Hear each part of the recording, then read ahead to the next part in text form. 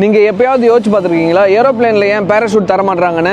ஏதாவது ஒரு எமர்ஜென்சி சுச்சுவேஷன்ல பேராஷூட் இருந்தா உயிர் தப்பிச்சுக்கலாம்ல, ஏன் பேராஷூட் தர மாட்டாங்கன்ற இந்த ஒரு கேள்விக்கு பின்னாடி பல காரணம் இருக்கு நண்பா. நம்பர் 1, வானத்திலிருந்து கீழே விழுகிற ஏரோப்ளேனுக்குள்ள ஒரு 300 பேசஞ்சர் இருக்காங்கன்னா ஒவ்வொருத்தரும் பேராஷூட்டை போட்டுக்கிட்டு வரிசையா கதவை திறந்து கீழே குதிக்கிறதுக்கான டைம் இருக்குமான்னு பார்த்தா வாய்ப்பில்லை. ரெண்டாவது, பயணிகளுக்கு எப்படி எமர்ஜென்சி எக்ஸிட்ல இருந்து வெளியில வரணுன்றதுக்கான ட்ரைனிங் கொடுக்கணும், பேராஷூட்டை போட்டுக்கிட்டு எப்படி கீழே குதிக்கணுன்றதையும் கற்றுக் கொடுக்கணும். இது எல்லாத்தையும் அவங்க சரியா கத்துக்கிட்டாலும் இதுக்கப்புறம் இன்னொரு பிரச்சனை இருக்கு.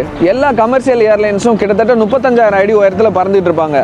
15,000 அடி உயரத்துல இருந்து கீழே குதிக்கும் போதே நம்மளுக்கு சப்ளிமெண்ட் ஆக்சிஜன் தேவைப்படும். ஒரு சிலர் இது எல்லாத்தையும் தாண்டி ரிஸ்க் எடுத்து கீழே குதிக்கிறாங்கன்னா 35,000 அடி உயரத்துல இருந்து கீழே வரும்போது ஆக்சிஜன் குறைபாட்டால மயக்கம் அடைஞ்சிருவாங்க.